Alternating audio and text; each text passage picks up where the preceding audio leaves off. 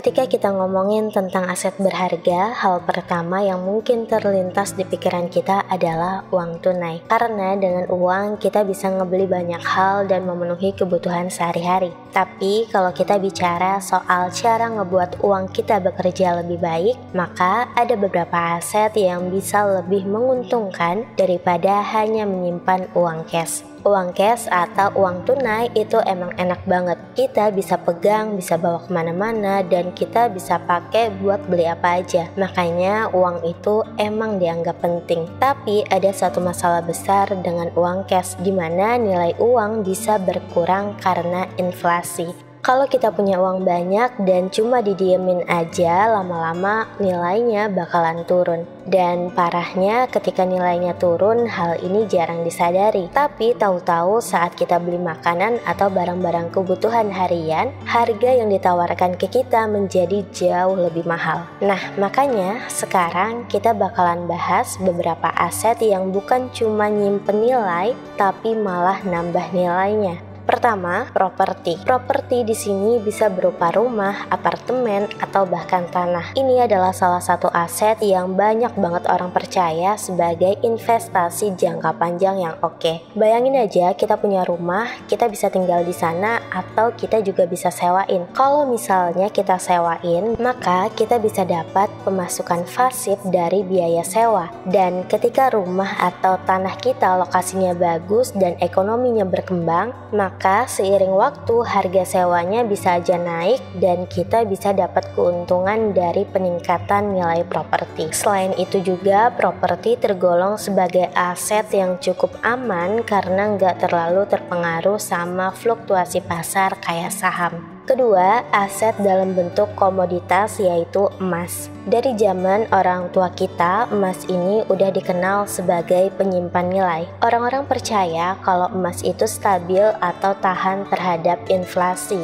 Jadi kalau nilai uangnya turun, emas biasanya tetap stabil atau bahkan malah naik. Dan saat kondisi ekonomi nggak pasti, emas bisa jadi pelindung yang bagus buat kita. Jadi daripada nyimpen uang cash yang nilainya bisa turun karena inflasi, emas bisa jadi pilihan yang lebih baik. Dan kelebihannya lagi, emas ini mudah dijual di mana aja dan kapan aja. Jadi kalau misalnya kamu butuh uang cepat, kamu bisa cairkan emas dengan mudah. Aset ketiga adalah saham. Ketika kita dengar kata saham, mungkin kedengarannya sedikit lebih rumit, tapi sebenarnya enggak juga. Singkatnya, saham ini adalah bagian kecil dari suatu perusahaan. Dan kalau kita beli saham, artinya kita punya bagian dari perusahaan itu. Nah, kalau perusahaannya berkembang, saham kita bisa naik harganya dan kita bisa dapat dividen. Bagi yang belum tahu apa itu dividen, sederhananya dividen itu adalah pembagian laba atau keuntungan bersih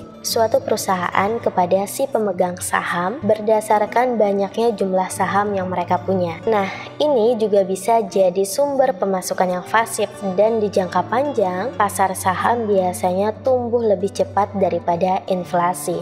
Aset keempat adalah reksadana. Kalau kamu ngerasa investasi saham cukup beresiko, reksadana bisa jadi pilihan yang lebih aman. Di reksadana, dana kamu dikelola oleh seorang investasi yang ahli. Jadi kamu nggak perlu pusing mikirin saham mana yang bagus. Kamu tinggal duduk santai dan biarin mereka yang kerja buat kamu. Aset kelima adalah cryptocurrency. Cryptocurrency kayak Bitcoin sedang naik daun belakangan ini. Dan ini bisa jadi opsi investasi yang menarik. Tapi hati-hati karena harganya sangat fluktuatif. Kalau kamu berani ngambil resiko, mungkin bisa dicoba. Tapi pastiin kamu paham dulu sama cara kerjanya. Aset terakhir adalah pendidikan dan keterampilan. Ini mungkin terdengar sedikit berbeda dan gak langsung kelihatan kayak aset fisik, tapi ini justru adalah aset yang paling berharga. Bayangin aja kalau kita punya keterampilan atau pendidikan yang bagus, kita bisa dapat pekerjaan yang lebih baik atau bahkan kita bisa buka usaha sendiri. Dan ini bakal kasih kita pemasukan yang lebih besar dan juga stabil.